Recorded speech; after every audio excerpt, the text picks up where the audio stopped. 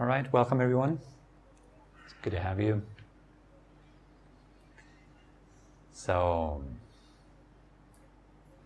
on today's topic, I decided to focus a little bit on the question of who you are doing this for, who you are meditating for.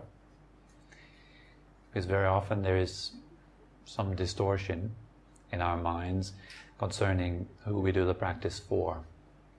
You might be doing this for your friends, for example, so that you are a bit more popular amongst your friends, a bit more well received in a group. You might be doing it for money. Some people, they say, I want to do meditation because it makes me more efficient at work. Might be doing it for your health. So you want to do it for your body, maybe, to create a bit more health. Some other people are doing meditation practice for their teacher. Say, I want to impress my teacher, I want to please my guru. That is pretty common as well. So all of these reasons, they all exist. All of these reasons. And now, leaving aside the question whether these reasons are good or bad, might be better to ask which one of those motivations, the motives that you have for your meditation practice, are actually serving you, or actually serving the meditation practice. And that, of course, we do the meditation practice to benefit ourselves. First and foremost, to create long-term happiness and benefit within our own mind, within our own heart. It's a very important thing to consider. You're not doing this to get some kind of temporary gain or short-term kind of happiness. That we already have sufficiently. We have it all around us. You can go traveling, you can go watch a movie, you can eat some good food, have good conversations, all that kind of stuff, that is already available. There's plenty of it. You can just go out, pick and choose. Entertainment is at your fingertips, literally, nowadays. There's so much possibility for you to stay entertained non-stop. You don't even have to take any break from entertaining yourself. Only if you go to sleep at night, if you still can without medication. Many people can't. And so we are working on our own happiness and benefit there. So this is something important. As in fact, what we are all desiring. We all want to feel good, happy, comfortable, at ease, joyful. We're all looking for that. We're all looking for these feelings, usually within the realm of the five senses. So we're trying to establish good feelings in the body, good tactile sensations, trying to fight off everything that doesn't feel good. When it comes to the eyes, we only want to see pleasant things. We want to see good colors, good shapes, good forms, nice views. And we want to avoid having to see negative stuff, things that we consider not nice. When it comes to our ears, same thing. We want to hear pleasant sounds. We want to hear praise. We want to hear good things about ourselves. We want to hear good news. And we don't want to hear blame, criticism, bad news. Nose, same thing. We don't want to smell bad stuff. We want to smell good things. There's a whole industry around this, right? And then taste, same thing. We want to taste good food. If it doesn't taste good, we don't want to eat it.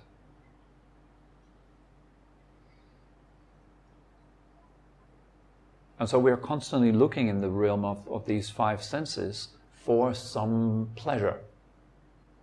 And we're getting pretty good at this.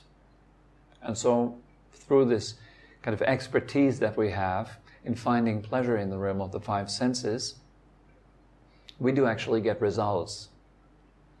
But all these results that we get are pretty short term. They don't really last.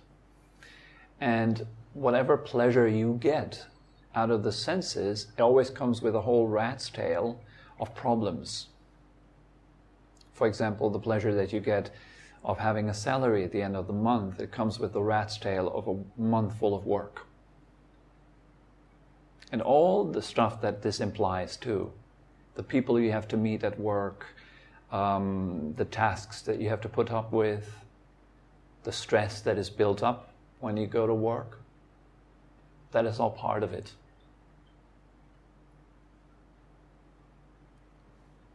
The pleasure of having a car or being able to have a car, it comes with a long, long term of payments that you need to pay every month. And for that, again, you need to go to work so you can afford that. That you need to fuel your car and so forth and so forth. And then it pollutes the environment. There's just so much going on that we don't usually see.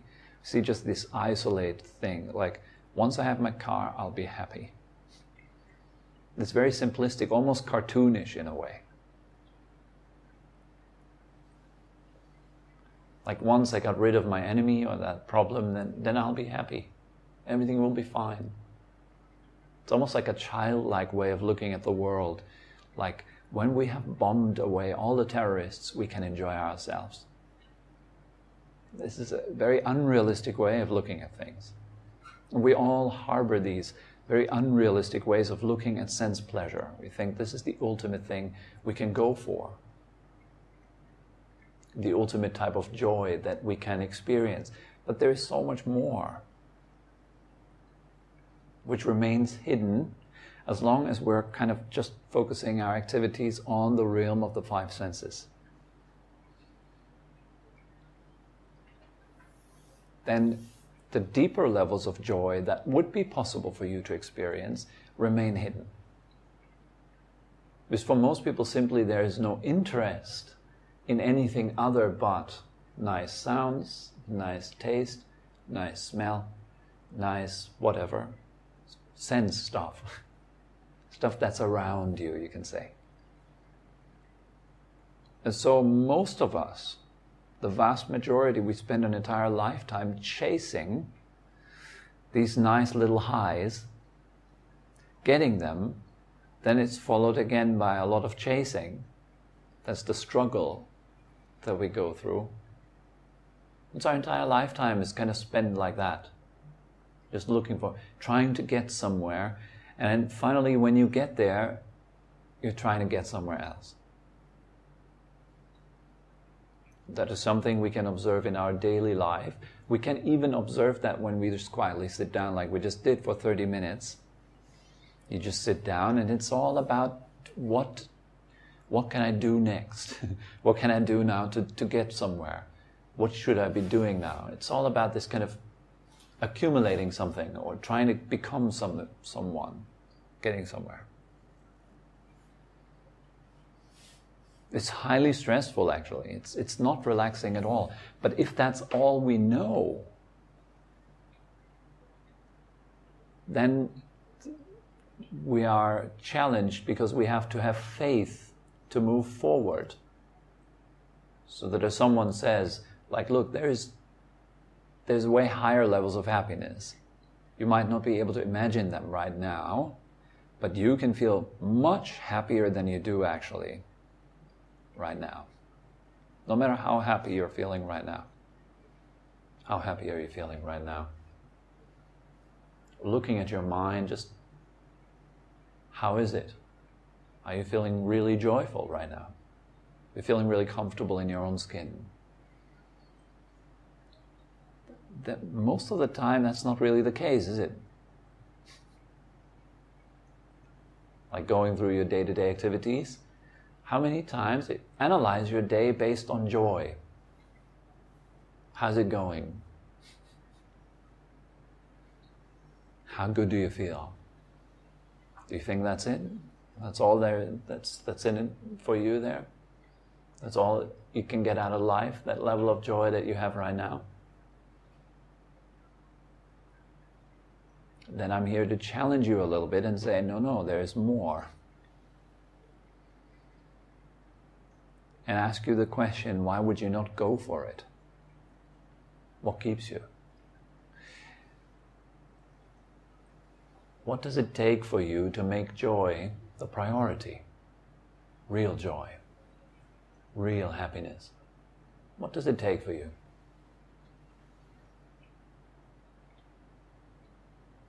These are questions that are super vital. We need to ask ourselves these questions. Why am I here? What am I here for? Just to kind of go through the day and just see what happens, kind of go from one thing to the next and just feeling like a ping pong ball or something. Just, oh, life is just happening to me. Is that it? School, university, work, marriage, retirement, death. Is that it? Is that why you're here? This is a very famous question, right? Many people contemplate these kind of questions. These are important questions to contemplate in a society where we do not contemplate the purpose of existence. Then we end up with non-stop entertainment, more and more depression, anxiety, and sleepless nights.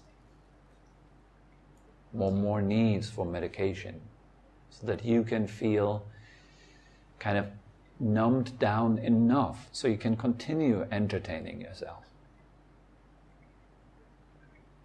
with stuff that's not even made up by you, but stuff that you have learned that this is what you need to do now.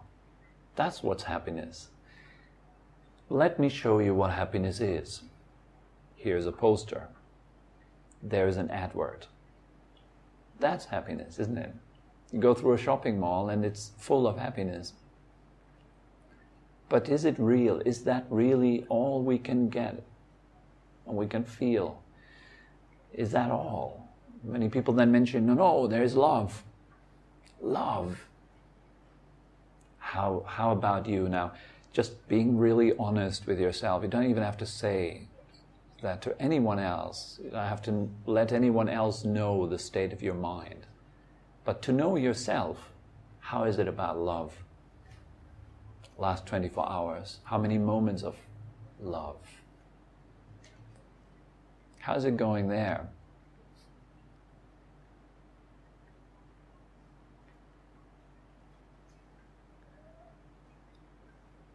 What's going on that level? Love. We all celebrate it, right? We say, yeah, it's all about love.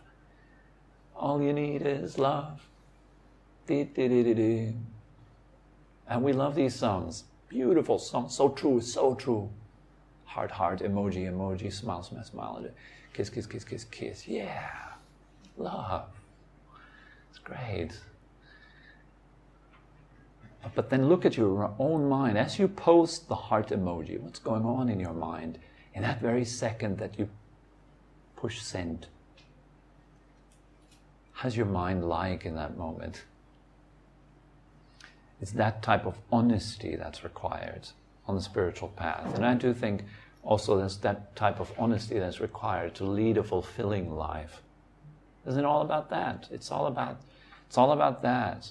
You lead a fulfilling life because it's infectious. It spreads. Your fulfillment, your happiness, your joy, they spread. And the great thing about it is you don't need to do anything to make them spread. You have to go from door to door and say, have you heard about joy? Read my book. There's no such thing that you need to do. It's just you are the evidence of it. And as you are the evidence, then there's not much to do. Like the sun doesn't have to make a particular effort to shine. And the trees don't have to make a particular effort to offer shadow. It's just what they do. And when you harbor anger or ill will, resentment, then they also fulfill a function, like the tree fulfills the function of offering shadow and the sun fulfills the function of shining light. Resentment fulfills the function of, well, you know. Self-doubt, worries, self-hate fulfills the function of, well, you know. We all know. And so what is it that you need to really make it important to get out of that self-harming? Sometimes we're spending so much time, day in and day out, actually hurting ourselves by the way we think, by the way we talk, and by the way we act. Short-term and long-term. Ourselves, and then naturally also others. Reaping the consequences of our actions continuously. Your actions, they matter a great deal. It's all about your actions. It's all about action. What do you do right now? That matters a lot. Sometimes you might get the impression, oh, it's all about presence. It's all about letting go of thought. No. If you want to narrow it down to, and it's all about, then you can say it's all about action. What do you do right now? Is it skillful? Does it serve you? Does it serve others? Or does it not? And then again, why? To come back to the question of this teaching today, who do you do that for? Who do you meditate for? Sometimes you sit in meditation and the mind goes out. Is someone else looking at me right now? And you want to find out and you want to open your eyes. Then in that moment, who do you meditate for? I get that very often, for example, when I'm around my teacher. Then my mind becomes incredibly diligent all of a sudden. That's not all entirely bad or unskillful. That's actually quite skillful. But then there is another aspect to that is a bit unskillful, actually. Meaning I'm doing the practice to please my teacher. At least I'm trying to please someone worthy of pleasing. That's not always the case. Many times we try to please people who don't give a about you. For nothing. But at least I'm trying to please someone that is kind, admirable,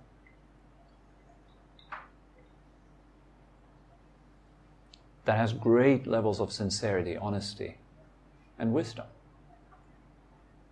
Then it is not entirely a problem to please people like that.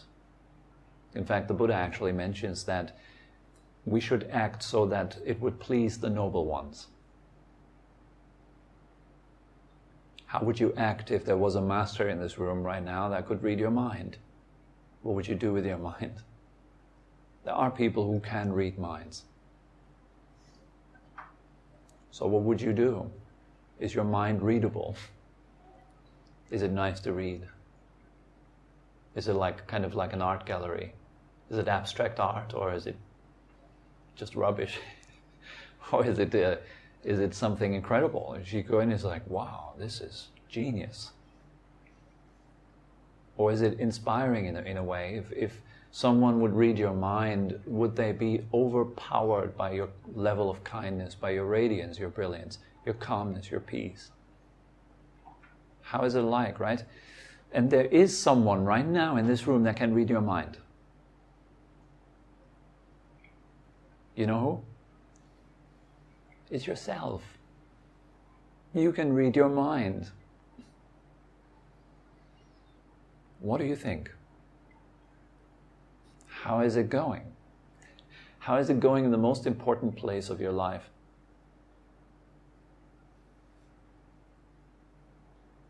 That requires honesty, right? We can all pretend.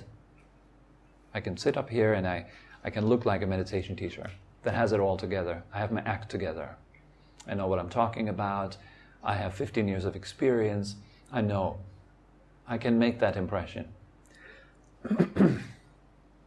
But I cannot escape knowing myself. Knowing the truth of my mind.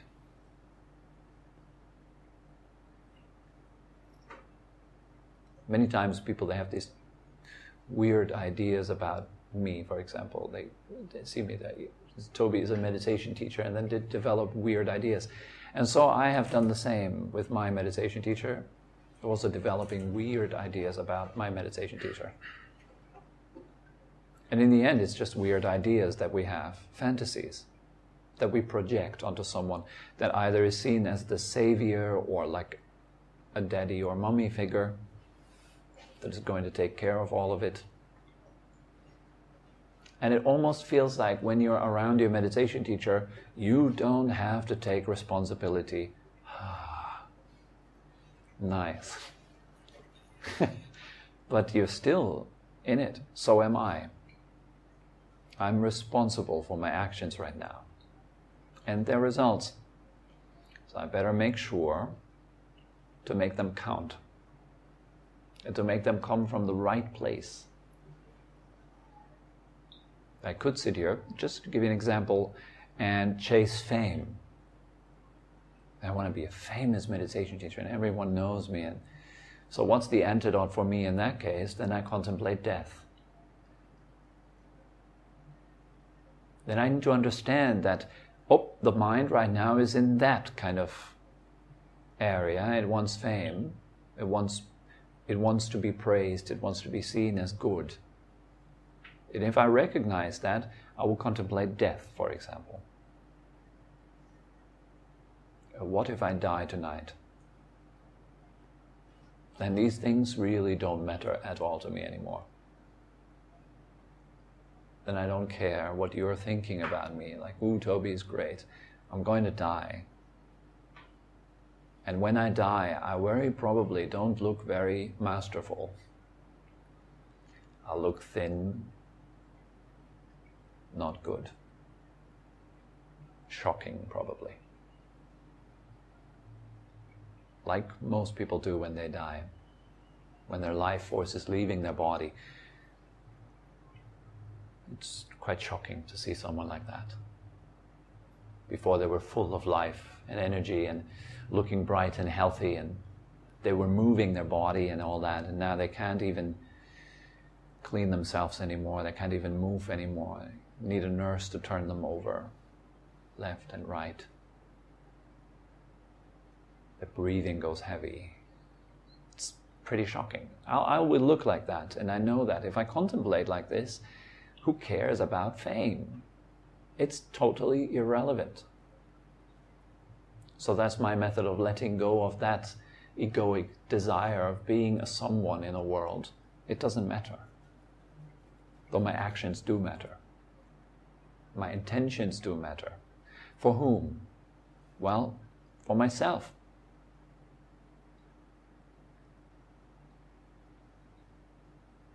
And that's important.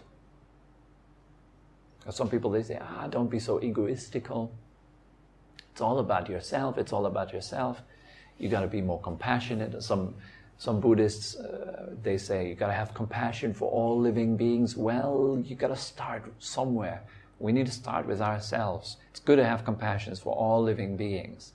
Immeasurable compassion. That is an amazing quality. But most of us, we don't really like ourselves. Well, start there. It's almost like when you have your house and it's totally messy. It's stinky, it's full of trash. The colors coming off the walls, it's not nice to be there. And you walk around the street and you say, let me paint your house, let me paint your house, let me do this, let me do that. You're losing all of your power. But start with your own house. Make it nice before you go around bothering other people with trying to make their house nice. Most people don't want you to make their house nice because they feel like my house is nice already. So See, what is it that I can do right now, in this moment? And in terms of spiritual practice, we're always only talking about this moment right now. So right now, what's my mind like? What does it do right now? And why would I, for example, transform an unskillful mental quality into a skillful mental quality? Because it serves me. It's that simple. It makes my life better. And thereby, it makes other people's lives better.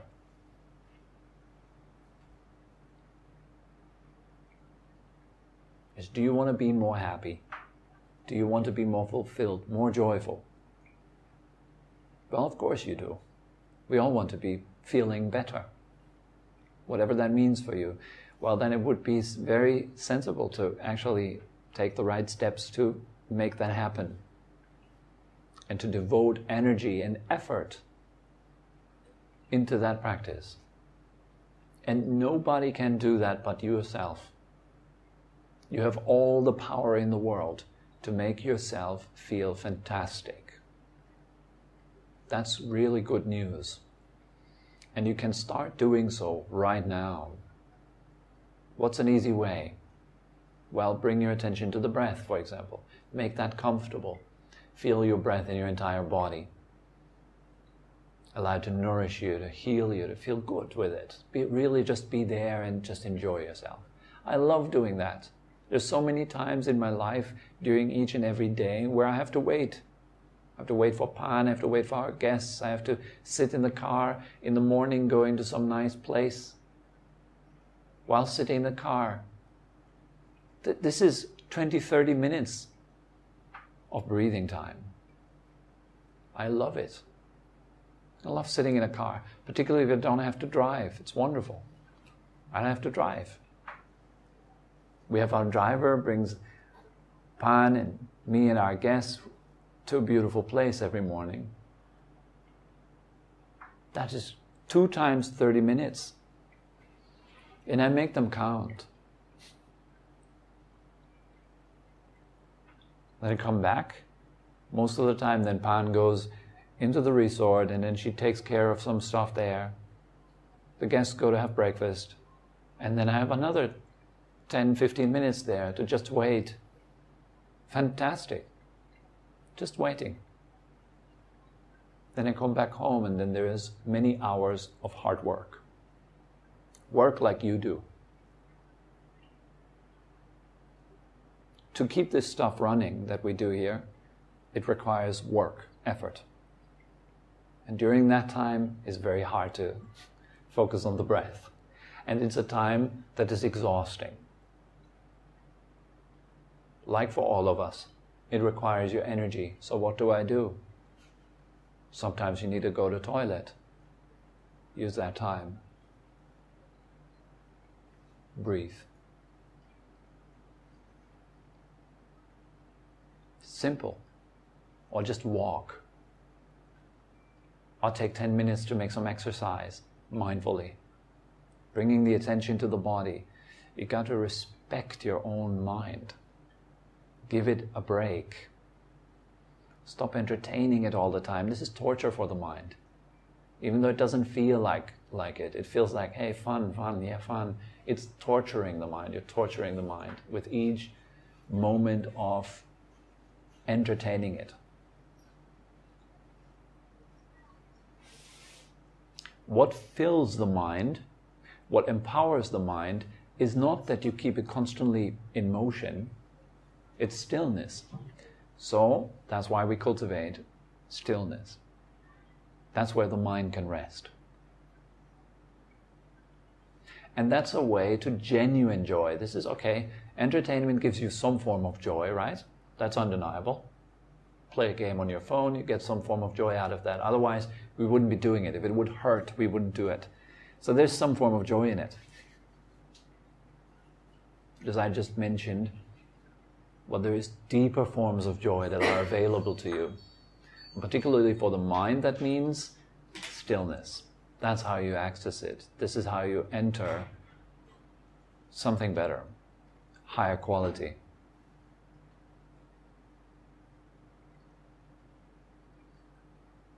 and you would opt in for the higher quality. But say, look, here is a 10% level of joy, here is a 50% level of joy, and here is a 90% level of joy. Which one would you choose? How joyful do you want to feel? How good do you want to feel? And then this is a bit of a difficult question because we don't really know what a higher level of joy is. Because the level of joy that you feel right now, that you know, all of you, imagine it would intensify. Like the last moment when you felt really good, imagine. You were laughing about a joke, great conversation, good sex, good food, whatever it is. Now imagine it to intensify. Like just getting more and stronger. You will notice that it doesn't get better. It might get, in many cases, just super nervous and buzzy, or just unbearable on the energy levels. Like imagine having a non-stop orgasm. Non-stop. Not stopping at all. Just increasing.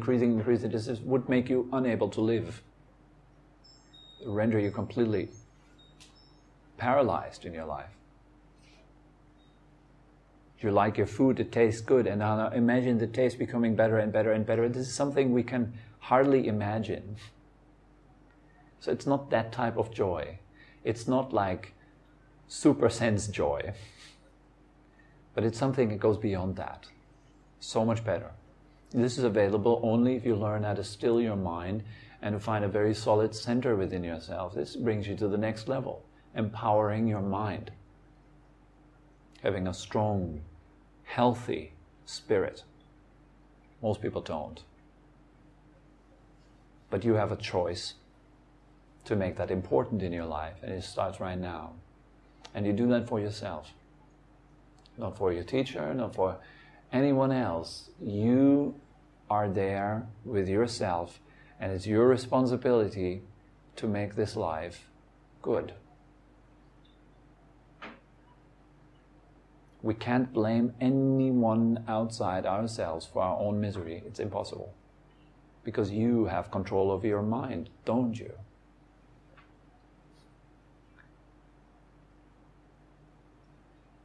If there are other people seemingly making you miserable, why do you allow them to do that?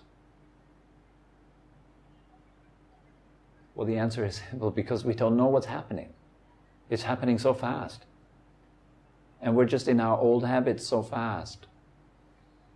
So in order not to kind of slip into that again and again and again and repeating our old ways all the time, requires a very firm resolve, followed by persistent and constant work on ourselves. And this is not dreadful work. This is not work like you go into your job and then after 1 month you come back home, you get a salary, you get some reward or something like that. It's not work like that. It's not exhausting work. It's work that the more you do it, the more energy you're gaining. The more you do it, the happier you get. The more you do it, the more powerful your outside world becomes. So it's not one that just exhausts you.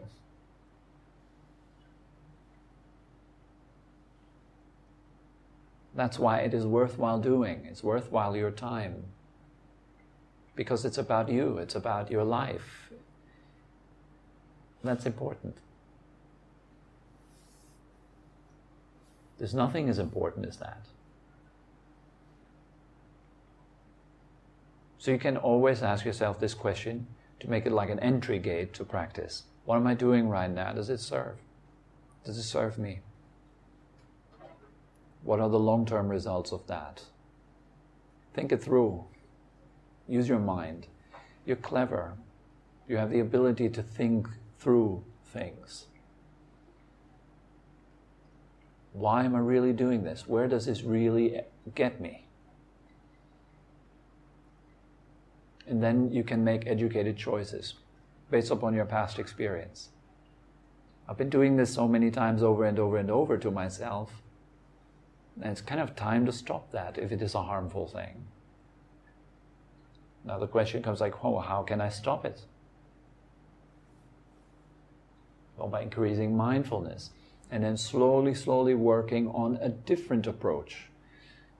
That requires your creativity that's there. You want to use your potentials, maybe unused potentials so far.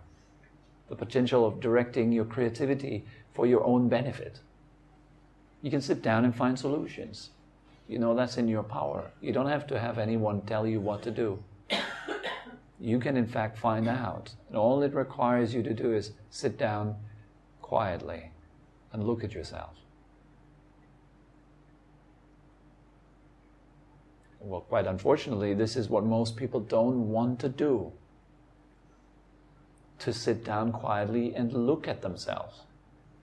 Because it confronts them so much with the way they create a problem for themselves. It's kind of uncomfortable, right?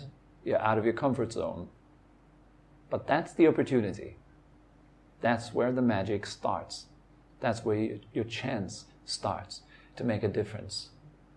And you're going to have to see first where you're in your own way. And then make a firm resolve, Now, I'm not going to be in my own ways anymore. I'm going to serve myself. I'm going to respect my mind. I'm going to nourish it, give it quietude, and make joy a priority in my life.